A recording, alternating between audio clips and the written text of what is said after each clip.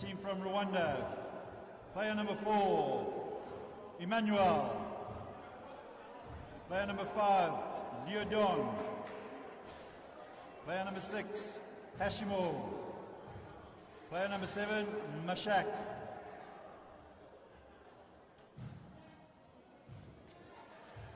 All right, so introducing the team for Gambia. Number 9, Malang Tamba. Number 3, Salafu Kujabi. Number 11, Ibrima Sise. And number 8, Ibrima Mbai. Manager for Gambia is Suleiman Kali, and manager for Rwanda, Jean-Paul Herwa.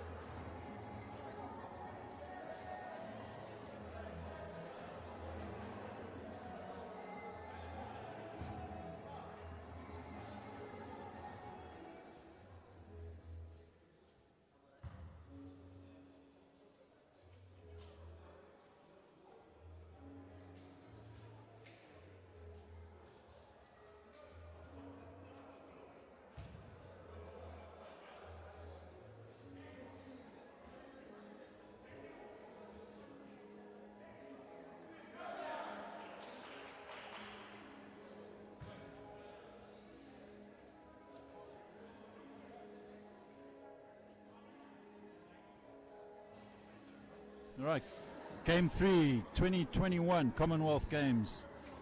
3x3 wheelchair basketball qualifiers coming to you from Johannesburg, South Africa. Up on court now we have Rwanda taking on Gambia. Gambia, another one of the new nations to just have been welcomed by the IWBF World Committee and of course the IWBF Africa Committee, and exciting to see 2 new countries. And of course first time playing international events for both of these nations, so let's see what the 3x3 version of the game offers for both of these 2 emerging nations. Rwanda's number 6 there is Muhirwa Hashimu.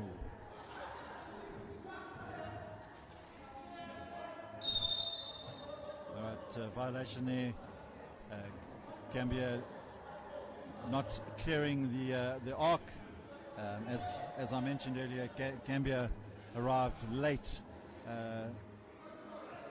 in South Africa last night and missed out on a lot of the workshops that were held leading up into this tournament. So it might take them a while to adjust to some of the rules. So they'll need to catch on quickly if they want to compete and get some points on the board. And good work though on defense there by the number 5.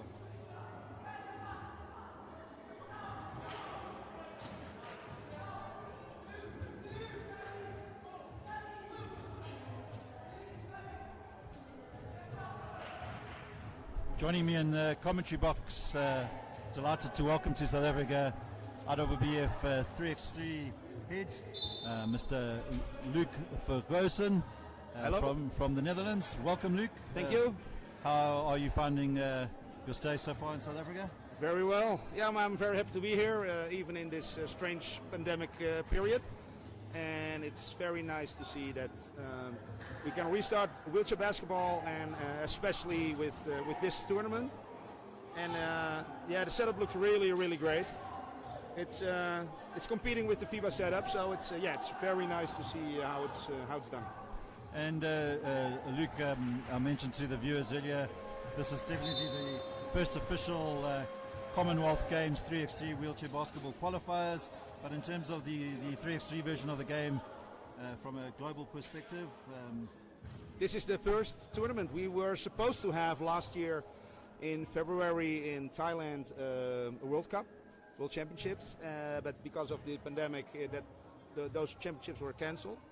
So yeah, this is the first official IWBF 3x3 wheelchair basketball tournament, and I think South Africa is setting an example now, and yeah, for the other countries to try to compete with it. Well, that's great to hear, Luke. Let's talk a little bit about some of the differences between the 5-on-5 and the 3x3 game. Just in a nutshell, what would you say the most important aspects are? Well, the most important aspect is that the game continues after a score. So normally in the 5-on-5 game, when there is a score, the player goes out of bounds behind the baseline and then inbounds the ball. And then you have 24 seconds to go to the other side. Well, basically you have 8 seconds, but your offense can last 24 seconds. Here, it's the game continues. It's only 12-second shot clock, which makes it very fast. I just spoke to the South African coach, and he says he really liked the way it's played now, and he says the players have to react, and they have to be reacting from their guts, and they have no time to think, which is very good, because not all players have that capacity. Probably not a bad thing there. No. Just to be fair, this is a quick game, but 3x3 is basically playing with 3 men in triangles. It's what's done in the 5-on-5 game as well. And now, yeah, on a court like this, only 6 players. The court is a little bit smaller than a half court of a regular size, because a regular size court is 28 by 15, so a half court is 14 by 15, and we took off 3 more meters. So from the baseline to the new end line, it's 11 meters, but it's enough. There's enough space for the 6 players to play and to compete, and yeah, and it looks really really fast. It's a fast game. And so, I mean, obviously, the 3x3 version of the game is a great opportunity for some of the smaller nations, if I can say that, to develop their game and allow them the opportunity to compete internationally. Teams like Gambia and Rwanda, they've never participated in the 5-on-5 version, for various reasons, but it is so great to see them playing here in this event. Yeah, it is. It's a great opportunity for development. So yeah, and also, if you have special needs schools and you want to play basketball, normally you need a lot more kids to play. And now, if you normally have 12 kids, in this version you have 3 teams with 12 players. So that's it's much easier. And another special thing in this game is the ball. There's a special 3x3 ball. It's the same ball for all genders and all ages. So basically, from age 12 up, you play with the special ball, and it's a size 6 ball. That's very technical. Size 6 is the ball that's normally used for women in the 5-on-5 game, and the size 7 is used for men. And this 3x3 ball is a size 6, so the women's size, but it has the weight of the size 7, so of the men's ball. And that's done because all players can have better grip on the ball, and when you play outside, because 3x3 here we play in this beautiful Mandeville Stadium, but normally it's played outside, and then when there is a wind, a ball that's a bit heavier has a better flow on the wind. So that's why they designed this specially. We play here with the Wilson ball. Wilson is the official ball that will be used on the Commonwealth Games. The Wilson 3x3 ball, and yeah, that's where we play now with. But there are other brands with an official 3x3 ball, but this is the ball which will be used next year in Birmingham as well. And Luke, obviously the 3x3 version of the game is a great opportunity to take the sport to venues that maybe you wouldn't normally see basketball taking place. We've seen events in unique venues. Yeah. definitely, definitely, especially in Europe, but all over the world. But a month ago in Paris, the FIBA version of 3x3, the European Cup, was played in front of the Eiffel Tower. I saw the photos. It's I was incredible. 2 weeks later at the finals of the Under-23 Nations League, FIBA, the everybody version in Romania, Bucharest, in the Palace. It's this because of the court, and there is a special portable 3x3 court which you can lay almost on every iconic place. You can put it on the foot of the Tableberg or whatever iconic place you can go. It's possible to play 3x3.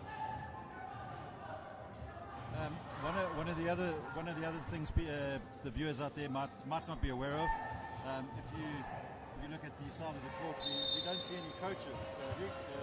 Why is that? Yeah, there's a lot of players like that. The game is player driven, which means that the player has to take his or her responsibility for the game. So it's a player-driven game. The players have to take their own decisions.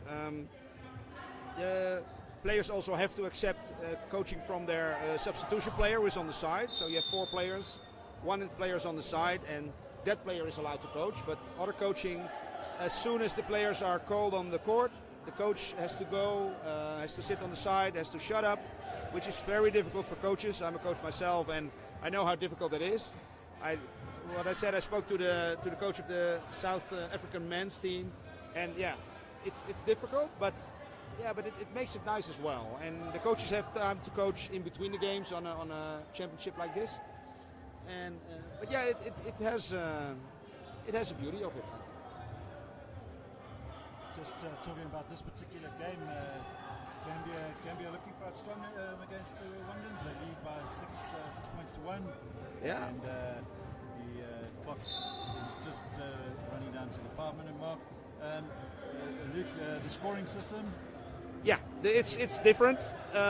In the 5-on-5 game, you have a 3-point shot, which is outside the arc. And if you look at the arc here, the arc is the same distance, but only the points that you score from behind the arc are 2 points, and all other scores, like a layup or everything else within the arc, free throws, layups, are all counting for 1 point. And the game ends when the first team gets 21 points, and that can be, and for now that will be, I don't think it will be reached today because it's new for a lot of players, but in the future also wheelchair games will go up to 21 points. So it's the first team that reaches 21 points during the regular playing time, or the team that has the most points after 10 minutes. And if after 10 minutes it's a draw, so it's an equal amount of points, then there is an overtime, and the overtime goes until the first team makes 2 points. So there is no time restriction on it. Like in the 5-on-5 game, you have overtimes lasting 5 minutes, and when it's after 5 minutes, again equal score. Then they go another 5 minutes. Here it is like it can be over in 1 second if the person after the check ball gets the ball and shoots a 2-point shot. It's over, but it can take like 6-7 minutes. It's up to how good the teams are. And another thing is there is no out of bounds situation on the side of the court or on the baseline. So all the restarts of the game, so the start of the game and all the restarts of the game are done with the check ball, which you see now here. The red player is the offensive player, he's on the logo. The defensive player is around the 2-point arc. The referee hands the ball to the defensive player. The defensive player passes the ball to the offensive player, and then the game starts. And that's also the moment that the 12-second shot clock starts.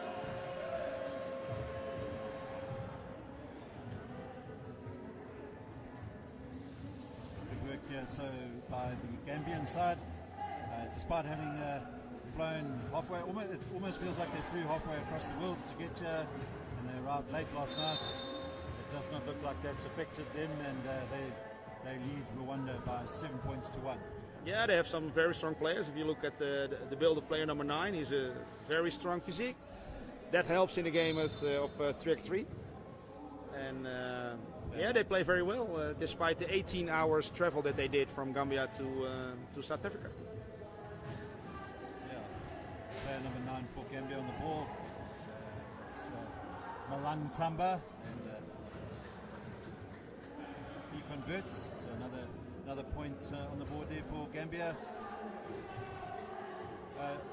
Just to talk a little bit more about next year's Commonwealth Games. How do the teams qualify to participate at the Birmingham Commonwealth Games next year, Luke? Yeah, there are 6 teams competing, which is the host, which is England, Birmingham, and then the 3 zones of. Do I say that's correct? The four zones of the IWF. So you have the Asia, Oceania, you have Africa, of course, you have Europe, and you have the Americas. They all have one spot to get to qualify to the Commonwealth Games, and then there is one wild card. And how will that work? The wild card will be given to.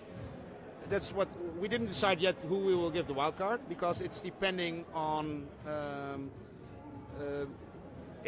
Let's say if South Africa is qualifying with the men and Kenya is qualifying with the women, and the quality of the team from the women of South Africa is very good, it can be possible that it goes to South Africa.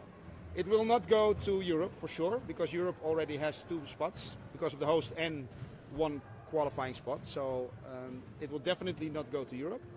So it goes to either Asia, Oceania, Africa, or the Americas, and it can be that the female wildcard goes to Africa and the male goes to Asia, or the other way around. But it has to do also with development, because although qualifying for games, it is a sort of grassroots. Well, there are players here that seen a 3-ball before, and it's new. So for development purposes, IWF World, it's important that we spread the team, that we have as much as big as diversity as possible. So teams to put, so they never know. You never know where you end up.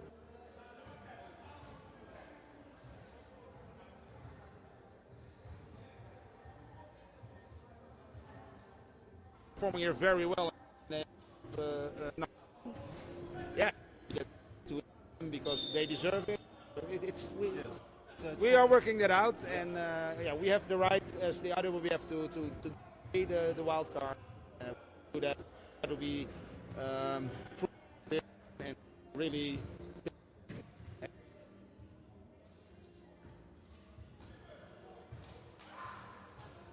Of course, talk next after this encounter.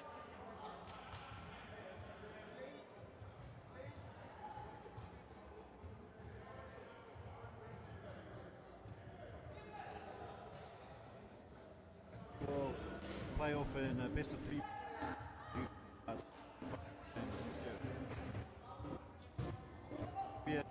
still in the lead here,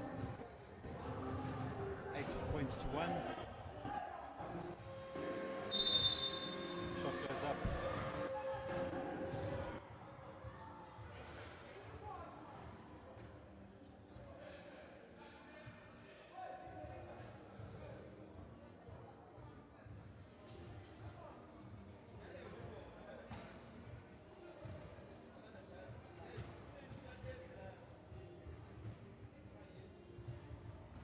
Yeah, definitely. We welcome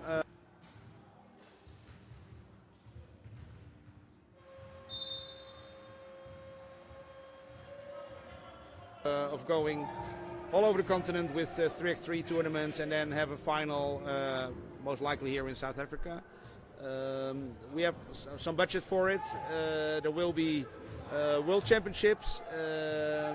The plan was to have the first 2 World Championships like in an open version, that you can just enter the competition, and then after the 2 years we hope that we can establish in each zone a zonal competition, and then the winner and maybe the runner-up, it's depending on how many teams we can host in the tournament, can go to the World Championships. And then it will be like in the 5-on-5 game, you have a zonal competition, zonal championship that qualifies you for a World Championship.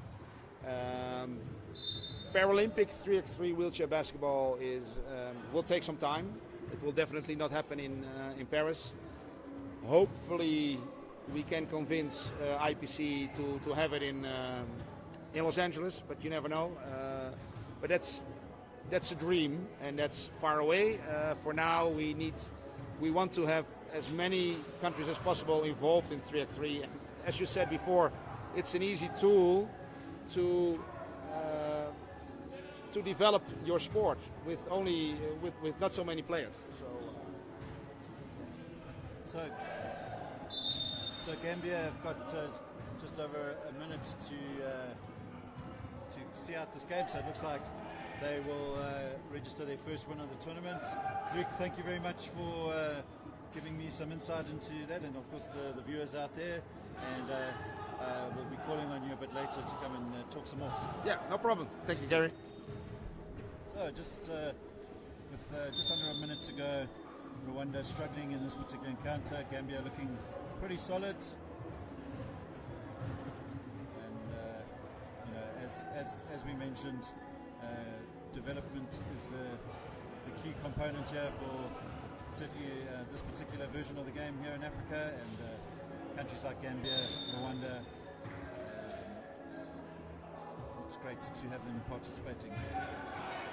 40 seconds to go, and coming up after this will be the first women's game. South Africa taking on Kenya, and it should be quite a close affair.